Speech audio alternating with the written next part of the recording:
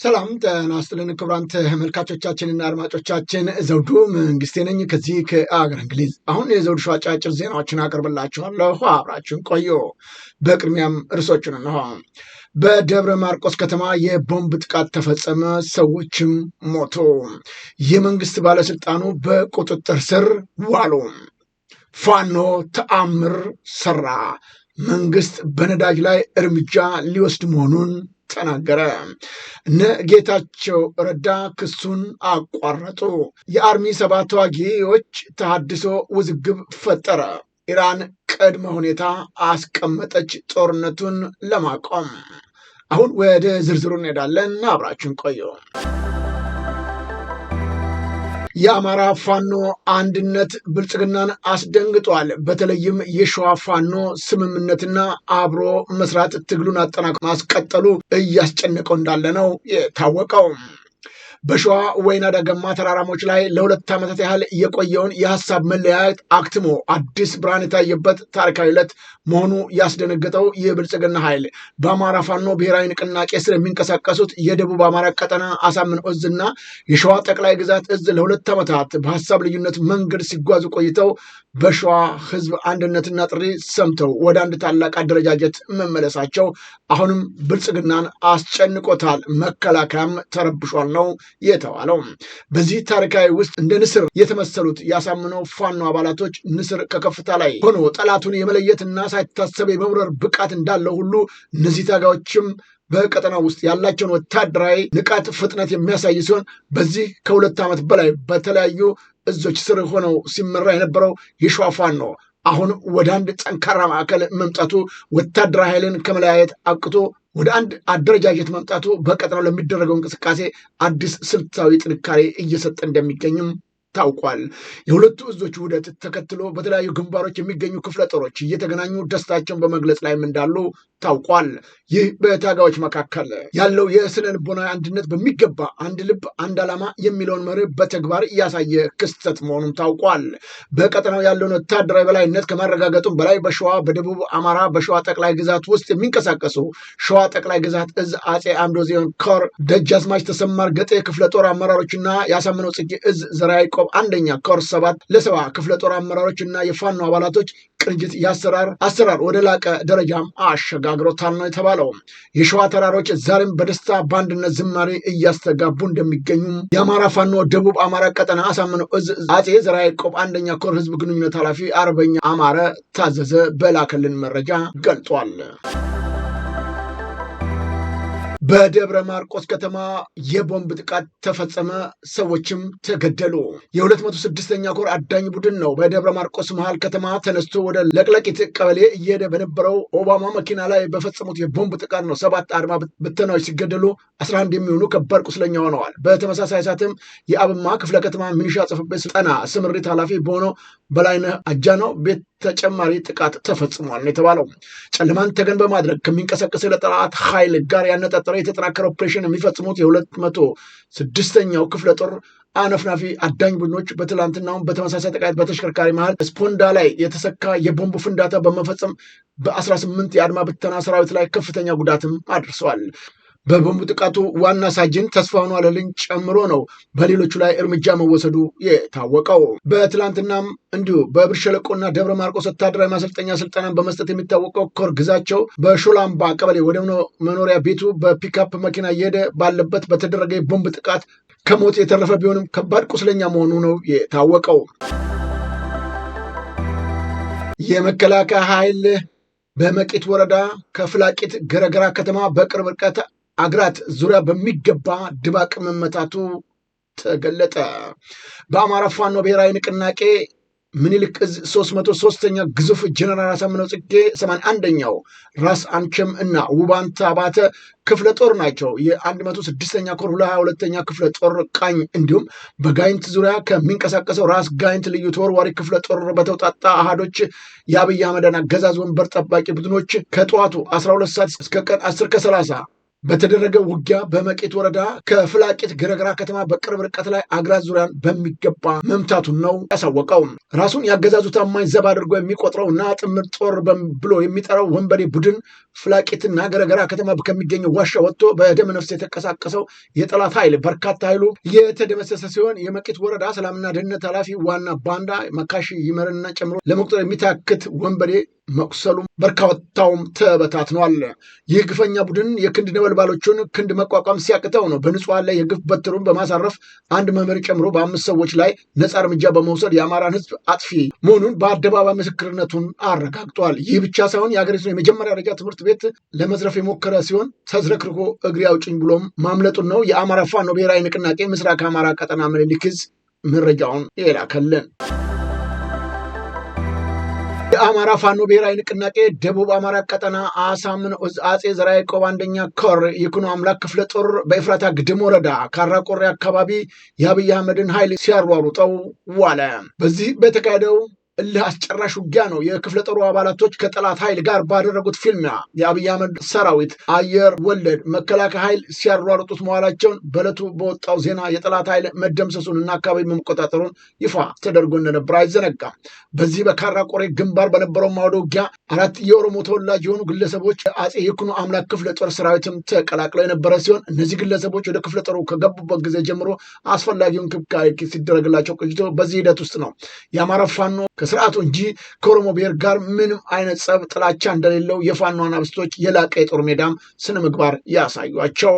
እነዚሁ የኦሮሞ ተወላጆችም በከፍተኛ ዲሲፕሊንና በንጹህ ሰብአዊ እንክብካቤ ሲደረግላቸው ከቆዩ በኋላ ወደ መጡበት ቀጠና በሰላም እንዲመለሱም ተደርጓል። ይህ ተግባር አማራ ፋኖ ብሔራዊ ንቅናቄ የታጠቀውን መሳሪያ ለፍትህና ለነጻነት እንጂ በንጹሐን ላይ ጉዳት ለማድረስ እንዳልሆነም በተግባር ያሳየ መርህ መሆኑን ግለሰቦቹም እንዲህ ሲሉ ተናግረዋል።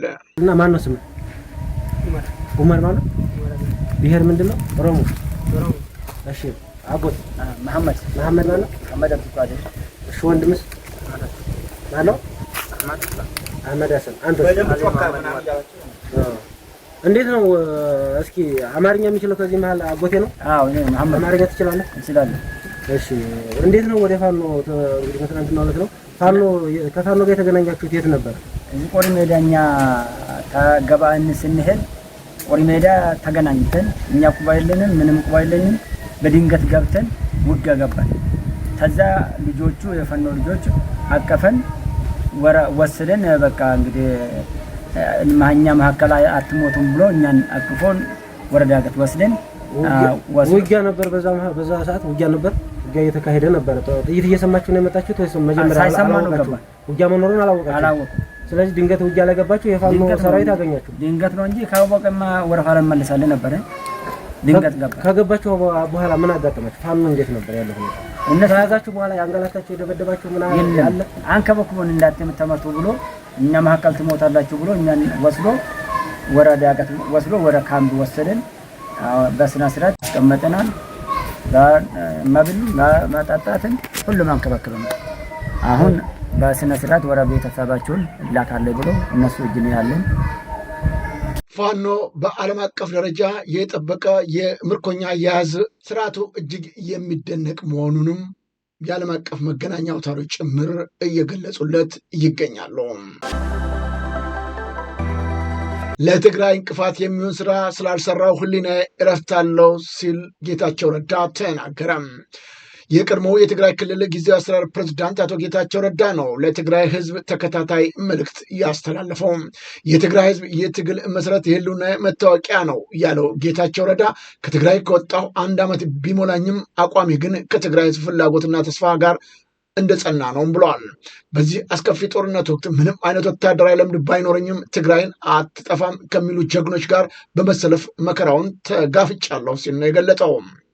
ከበረሃ እስከ ፕሪቶሪያ ባደረግኩት ጉዞ ሁሉ ሚዛኔ ይህ ለህዝብ ይበጃል ወይ የሚል ብቻ ነው ብለዋል። ለእኔ ትልቁ ፍርሃቴ ሞት ሳይሆን የህዝቤን ጥቅም አሳልፌ በመስጠት የሚመጣ ውርደት ነው ያለው ጌታቸው ረዳ በትግራይ ጊዜያዊ አስተዳደር በነበርኩበትም ወቅት ትግራይን ወደ አዲስ ዓለም ምዕራፍ ለማሸጋገር ወጣቱ ካለፈው የታሪክ ጠባሳ እንዲያርፍም ጥሪ ያለሁ ብለዋል። ስልጣንን ከፓርቲው ተጽዕኖ ለማላቀቅ የሀሳብ ገበያ እንዲሰለፍ የቻልኩትን አድርጌያለሁ። ለትግራይ እንቅፋት የሚሆን ስራም ሳልሰራ ህሊናዬ እረፍት አለው ያለው ጌታቸው በዚህ ሂደት ውስጥ ግን ካልጠበቅኳቸው ወገኖቼ ክህደት ተፈጽሞብኛል። ይህንን ለታሪክና ለህሊና ፍርድ ትቼዋለሁ። ቂም የሚይዝበት ሰው ግን የለም። ዛሬም ነገም በትግል ላይ ነኝ። ትኩረቴም በትግራይ ጥቅም ላይ ነው። እኔን በማግለል ሊያሳኩት ያስቡት ህዝባዊ ዓላማ ካለ እስካሁን አልታየም። ይልቁንም በህዝብ ስም መስረቅ፣ መዋሸትና የተፈናቃዮችን ስቃይ ማራዘም ላይ ተጠምደዋል። የእነዚህ አካላቶች ፀሐይ የጠለቀች መሆኑን ራሳቸውም ያውቁታል።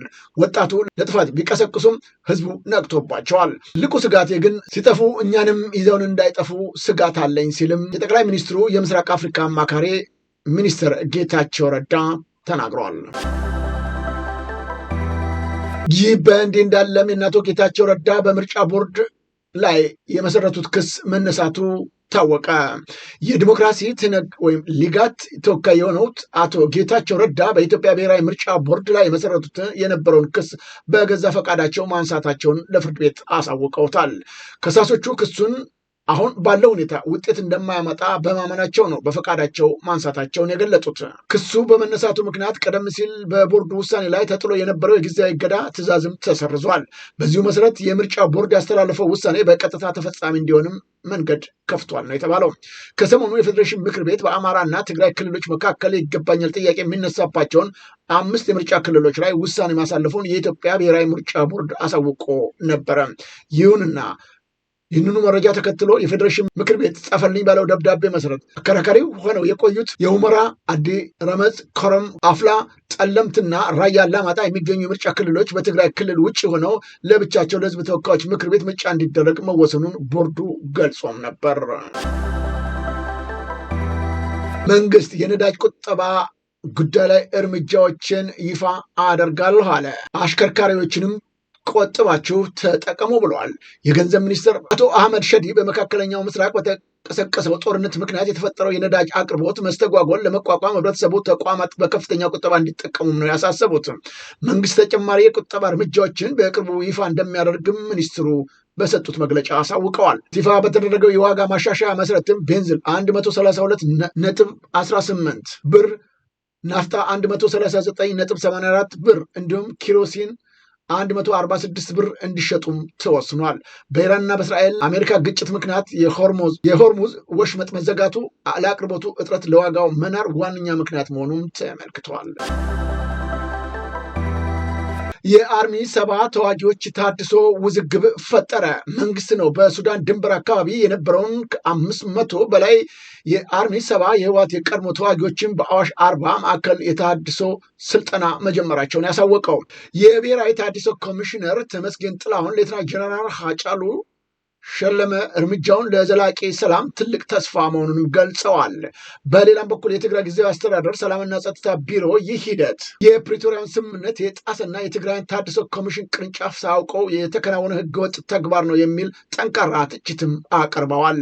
ቢሮ መንግስት ታጣቂዎችን በተናጠል በማነጋገር ወደ ማዕከል ማስገባቱ የስልጠና ዕድሜን ለማራዘም የሚደረግ ጥረት ነው ሲል ከሷልም። ጅብ ከማውቁበት ሀገር ሄዶ ቁርበት አንጥፉልኝ አለ በማለትም የገዢውን ብልጽግና ፓርቲ ስም ጠርቶ ተችቶታል። እናቱን የገደለው ግለሰብ በዕድሜ ልክ እስራት ተቀጣ።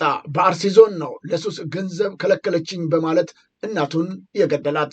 ሟች ወይዘሮ መዲና ጅሎ የ63 ዓመት አዛውንትና የ8 ልጆች እናት ሲሆኑ የመጨረሻ ልጃቸው አማን ነቢ በተደጋጋሚ ገንዘብ በመጠየቅ ያናገራቸው እንደነበረ ነው የታወቀው። እናት ልጃቸውን ለመርዳት ሞተር ብስክሌት ገዝተውለት የነበረ ቢሆንም እርሱ ግን በመሸጥ ገንዘቡን ለሱስ ማዋሉም ታውቋል። በመጨረሻም በምዕራብ አርሲ ዞን አርሲ ወረዳ ነዋሪ የሆነው ይህ ወጣት ታህሳስ 16 2018 ዓ.ም ምሽት ላይ የጠየቀውን ከፍተኛ ገንዘብ ባለመስጠታቸው እናቱ ተኝተው ባለበት ነው በስለት አንገታቸውን አርዶ የገደላቸው። አስከሬኑ በሳር ገለባ ውስጥ ደብቆ ተሰውሮ የቆየ ቢሆንም ከቀናት በኋላ በመጥፎ ጠረን ምክንያት በፖሊስ ተገኘ። የምዕራብ አርሲ ዞን ከፍተኛ ፍርድ ቤትም የካቲት 27 2018 በኋላው ችሎት ድርጊቱ ጭካኔ የተሞላበት ነውረኛ መሆኑን በማረጋገጥ ተከሳሹ በዕድሜ ልክ ጽኑ እስራት እንዲቀጣ ወስኖበታል። ጠቅላይ ሚኒስትሩ ሰሞኑን ሹመት በመስጠትና በማባረር ላይ መጠመዳቸው ተገለጠ። ሹመቱ አሁንም መቀጠሉ ነው የታወቀው። ጠቅላይ ሚኒስትሩ አቶ አሰፋ አብዩን የብሔራዊ መረጃና ደህንነት አገልግሎት ምክትል ዳይሬክተር ጀነራል በማድረግ ሹመት መስጠታቸው ታወቀ። አቶ አሰፋ አብዩ የደቡብ ክልል ጸጥታ አስተዳደር ቢሮ ኃላፊ፣ የፌዴራል ፖሊስ ኮሚሽነር፣ የብሔራዊ መረጃና ደህንነት አገልግሎት ምክትል ዳይሬክተር ጀነራል እንዲሁም በሮም የኢትዮጵያን ኤምባሲ ምክትል ሚስዮን ኃላፊነትን ጨምሮ በተለያዩ ኃላፊነት ቦታዎች ሲያገለግል መቆየቱ የሚታወቅ ሲሆን ሹመቱም ከመጋቢት 2018 ዓ.ም ጀምሮ የጸደቀለት መሆኑም ታውቋል። የመንግስት ባለስልጣኑ በቁጥጥር ስር ዋሉ። የኢትዮጵያ ነዳጅ አቅራቢ ድርጅት ዋና ስራ አስፈጻሚ ናቸው አቶ እስማ አለም በፌዴራል ፖሊስ ቁጥጥር ስር መዋላቸው የተሰማው። ግለሰቡ በቁጥጥር ስር የዋሉት ከነዳጅ ግዢ ሂደት ከሀገር ውስጥ የነዳጅ ክምችት አያያዝ ጋር በተያያዘ በተነሳ ጥርጣሬ መሆኑ ታውቋል። ባለፈው ሰኞ ዕለት አቶ እስማ አለም በቢሮቸው መደበኛ ስራ ተግባራቸውን በማከናወን ላይ እያሉ ነው የፌዴራል ፖሊስ አባላቶች በድርጅቱ ግቢ ውስጥ በመግባት ጥብቅ ፍተሻም አካሂደዋል። በወቅቱ የነበረው ሁኔታ ያስረዱ የአይን እማኞች እንደተናገሩት ከሆነ ፖሊስ ድንገት ግቢው በመክበብ ፍተሻ ሲያደርግ ነበር። በዚህ ምክንያት የድርጅቱ ሰራተኞች ለበርካታ ሰዓታት ከስራ ቦታቸው እንዲወጡም ተከልለው ቆይተዋል። እስካሁን በይፋ ከሚመለከተው አካል የተሰጠ መግለጫ ባይኖርም የስራ አስፈጻሚው መታሰር ከሀገሪቱ የነዳጅ ዋስትና እና ከግዢ ስምምነት ጋር ቀጥተኛ ግንኙነት እንዳለው እየተነገረም ይገኛል። ጉዳዩን በተመለከተ ተጨማሪ ምርመራዎች እየተካሄዱ መሆኑም ለማረጋገጥ ችለናል። አሁን ወደ ውጭ ዜናዎች እናመራለን። ኢራን ጦርነቱን ለማቆም 3 ቅድመ ሁኔታዎችን አቀረበች። የኢራኑ ፕሬዝዳንት መስዑድ በመካከለኛው ምስራቅ እየተካሄደ ያለውን ወታደራዊ ግጭት ለማቆም 3 ዋና ቅድመ ሁኔታዎችን በኤክስ ገጻቸው ላይ ይፋ አደረጉ። ፕሬዝዳንቱ ከሩሲያና ፓኪስታን መሪዎች ጋር ባደረጉት ውይይት ነው ቀጣይነት ያለውን ሰላም ለማምጣት የሚከተሉትን ነጥቦች ማሟላት እንዳለባቸው የገለጡት። የኢራን ህጋዊ መብቶች መከበር፣ የሀገሪቱ ሉዓላዊነትና ጥቅሞች በዓለም አቀፍ ደረጃ እውቅና እንዲያገኝ፣ የካሳ ክፍያ በግጭቱ ምክንያት በኢራን ላይ የደረሰውን ጉዳት ተገቢ ካሳ እንዲከፈል፣ ዓለም አቀፍ ዋስትና ወደፊት በኢራን ላይ መሰል ጥቃቶች እንዳይሰነዘሩ የሚያረጋግጥ ጠንካራ ዓለም አቀፍ ዋስትና እንዲሰጥ ጠይቀዋል። ፕሬዝዳንቱ ለጦርነት መከሰት እስራኤልና አሜሪካንን ተጠያቂ ያደረጉ ሲሆን እነዚህ ሁኔታዎች ሳይሟሉ ሰላም እንደማይወርድም አስገንዝበዋል። የአሜሪካና ኢራን ጦርነት በአንድ ሳምንት ውስጥ ብቻ ከ11.3 ቢሊዮን ዶላር በላይ ኪሳራ ማድረሱ ተነገረ። በኢራን ላይ እየተካሄደ ያለውን ወታደራዊ ዘመቻ መጀመሪያ ሳምንት ብቻ ከ11.3 ቢሊዮን ዶላር በላይ ወጪ ማስከተሉ ነው የተሰማው። የኒውዮርክ ታይምስ ያወጣው ምስጢራዊ መረጃ እንደሚያመለክተው ከሆነ ይህ የጦርነት ወጪ የአሜሪካንን ኢኮኖሚ በእጅጉ እየተፈታተነው እንደሚገኝም ነው የገለጸው። ከፍተኛ ወጪ በመጀመሪያዎቹ 48 ሰዓት ውስጥ ብቻ ለጥቃቅንና ዘመናዊ ጦር መሳሪያዎች 5.6 ቢሊዮን ዶላር ወጪ ሆኗል ብለዋል። የዕለት ተዕለት ኪሳራም በአማካኝ 1.6 ቢሊዮን ዶላር ለጦርነቱ እየፈሰሰ እንደሚገኝም ነው ያሳወቀው። የነዳጁ ቀውስ በፋርስ ባህረ ሰላጤ ላይ በሚገኙ ነዳጅ ጫኝ መርከቦች ላይ እየደረሰ ያለውን ጥቃት የዓለም ነዳጅ ዋጋን ወደ $100 እንዲጠጋም አድርገቷል ብለዋል። የዋሽንግተን ስጋት የአሜሪካን ኮንግረስ በኃይል እጥረትና ባልተጠበቀ የጦርነት ወጪ ምክንያት የሀገሪቱ በጀት እንዳይናጋ ስጋት ገብቷታል። ኢራን ጦርነቱ ለረጅም ጊዜ እንደሚወስድ የማድረግ ስልት እየተከተለች ሲሆን ይህንንም የአሜሪካና ኢኮኖሚ አቅም ለመምራት እየታለመ መሆኑም ተገልጧል። ይህ በእንዲህ እንዳለ ኢራን የአየርም ሆነ የባህር ኃይል የላትም፣ በአንድ ሰዓት ውስጥ ሙሉ በሙሉ ልናጠፋት እንችላለን ሲሉ ፕሬዚዳንት ትራምፕም ተናገሩ። የአሜሪካን ፕሬዚዳንት ዶናልድ ትራምፕ ነው በአሜሪካና በኢራን ያላትን ወታደራዊ በላይነት በተመለከተ ጠንከር ያለ ማስጠንቀቂያ ማዘል መግለጫ ሰጥተዋል። ፕሬዚዳንቱ ኢራን በአሁኑ ወቅት ራሷን የመከላከል አቅም እጅግ ደካማ መሆኑን ገልጸዋል። እንደ ትራምፕ ገለጻ ከሆነ ኢራን በአሁኑ ወቅት የባህርም ሆነ የአየር ኃይል የላትም። በተጨማሪም አገሪቱ ምንም አይነት የጸረ አውሮፕላን መከላከያ ስርዓት እና ራዳርም እንደሌላት ገልጸው የሀገሪቱ መሪዎች በቦታው ላይ እንደማይገኙም ተናግረዋል። ከዚህ የባሰ እርምጃ ልንወስድ እንችላለን ያሉት ፕሬዚዳንት ትራምፕ አሜሪካ በወሰነችው በሰዓታት ውስጥ አልፎ ተርፎም በአንድ ሰዓት ውስጥ ኢራንን ሙሉ በሙሉ ልታጠፋት እንደሚችልም ነው ያስታወቁት። አክለውም እርምጃው ቢወሰድ ኢራን ዳግም ተመልሰ አገር ሆና ልትገነባ የማትችልበት ደረጃ ላይ እንደምትደርስም በዛቻ መልክ ገልጠዋል። ይህ ንግግር በወቅታዊ መካከለኛው ምስራቅ ውጥረት ላይ ተጨማሪ ዘይት የሚያርከፈክፍ ሲሆን የአሜሪካን ወታደራዊ ዝግጅት ለዓለም ለማሳየት የታለመ መሆኑም ነው የተገለጸው። ፕሬዚዳንቱ ቁጣቸውና ማስጠንቀቂያቸውን እንዲህ ሲሉ ነው የተናገሩት።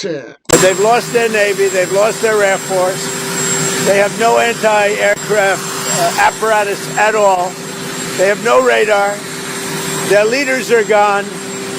And we could do a lot worse to one another. We're leaving certain things that if we take them out, or we could take them out by this afternoon, in fact, within an hour, they literally would never be able to build that country back. እስራኤል በሶማሌ ላንድ ሚስጥራዊ የጦር ሰፈር ለመገንባት ማቀዷ ተሰማ። እስራኤል የየመኑን ሁቲዎች ለመምታት የስለላ መረጃዎችን ለመሰብሰብ በሶማሌላንድ የጦር ሰፈር ለመገንባት እያጤነች መሆኑን ብሉምበርግና ሚድል ኢስት አይ ዘገቡ። ባለፈው ሰኔ ወር ነው የእስራኤል የደህንነት ባለስልጣናት በኤደን ባህረ ሰላጤ አቅራቢያ የሚገኘውን በባህር ዳርቻ ለዚሁ ተግባር መርምረዋል። እስራኤል ሶማሌላንድን በታህሳስ ወር እውቅና የሰጠች ሲሆን ይህንንም የሁቲዎች የሚሳኤል ስጋት ለመከላከል የታለመ ስትራቴጂካዊ እርምጃ እንደሆነም ይነገራል። የሶማሌላንድ ፕሬዚዳንት ጽህፈት ቤት ሚኒስትር ቃድር ሁሴን አብዲ ከእስራኤል ጋር የደህንነት ትብብር መኖሩን ቢያረጋግጡም ስለ ጦር ሰፈሩ ግን ወደፊት የሚታይ መሆኑን ገልጸዋል። ይህ በእንዲህ እንዳለም የሶማሌ መንግስት የእስራኤልን እውቅና በመቃወም ሉዓላዊነትን ለመጠበቅ እርምጃ ወስዳለሁ ሲልም ዝተዋል። የሁቲዎቹ ጥቃት በቀይ ባህር ላይ ያለውን የንግድ ልውውጥ በ70 በመቶ ቀንሶታልም ነው የተባለው። ክቡራን ተመልካቾቻችንና አድማጮቻችን ለአሁኑ ያቀረብኩላቸው የዘውዱ ሾው አጫጭር ዜናዎች እነዚህን ይመስሉ ነበረ። በቀጣይ ዝግጅታችን እስከምንገናኝ የዘውዱ ሾው ሚዲያን ሼር፣ ላይክ እና ሰብስክራይብ በማድረግ ወዳጅ ቤተሰቦቻችን እንድትሆኑ ከወዲሁ በማክበር እንጋብዛለን። ከዜናዎቹ ጋር አብሬያቸው የነበርኩት እኔ ዘውዱ መንግስት የነበርኩኝ። ጤና ይስጥልኝ።